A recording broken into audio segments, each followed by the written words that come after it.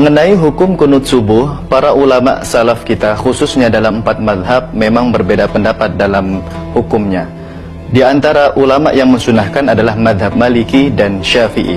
Sementara madhab Hanafi dan Hambali mengatakan tidak sunnah, tidak disyariatkan, bahkan Imam Abu Hanifah mengatakan bid'ah.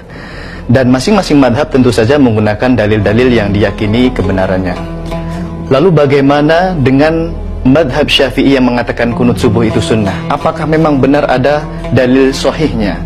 Ada sebagian orang mengatakan kunut subuh itu ada dalilnya, tapi dalilnya dhaif, dalilnya mungkar, hadisnya mungkar dan lain sebagainya. Kita akan cek di dalam kitab madhab Syafi'i, yaitu kitab Al-Majmu' Syarah Al-Muhadzab, karya seorang ulama besar dalam madhab Syafi'i. Beliau adalah Imam An-Nawawi rahimahullah yang wafat tahun 676 Hijriah.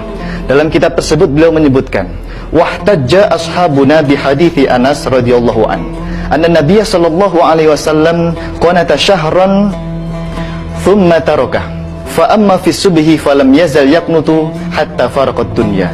Hadithun sahihun rawahu jama'atun minal hufat.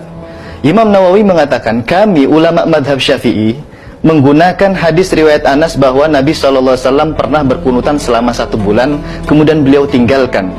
Adapun kunut dalam sholat subuh, beliau senantiasa berkunutan sampai meninggal dunia. Hadis ini sahih diriwayatkan oleh beberapa hufaz, para penghafal hadis. Bahkan Imam Ahmad bin Hambal, Imam Baihaqi, Imam Hakim dan lainnya meriwayatkan hadis ini, dan disahihkan oleh Imam Hakim, Imam Baihaqi dan Imam Ad-Daruqutni.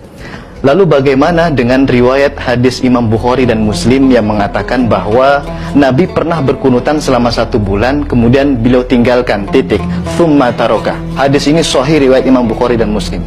Bagaimana madhab Syafi'i menjawab hadis Bukhari Muslim ini?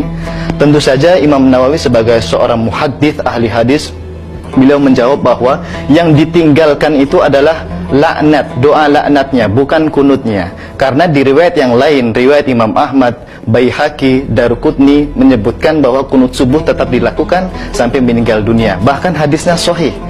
Kemudian mungkin ada yang berkata, bagaimana dengan hadis riwayat An-Nasa'i dan At-Tirmidzi yang hadisnya juga sahih, mengatakan bahwa ada seorang sahabat bertanya kepada bapaknya, wahai bapakku, engkau salat di belakang Rasulullah SAW, Abu Bakar, Umar, Uthman dan Ali, apakah mereka kunutan dalam salat subuh?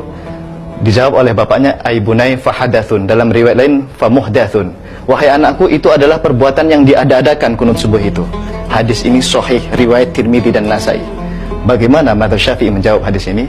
Tentu saja Imam Nawawi mengatakan bahwa riwayat sahih mengenai adanya kunut subuh tadi itu lebih didahulukan daripada riwayat yang meniadakan kunut subuh. Bahkan periwayat atau rawi yang meriwayatkan hadis kunut subuh yang sahih itu lebih banyak perawinya daripada riwayat yang mengatakan tidak ada kunut subuh.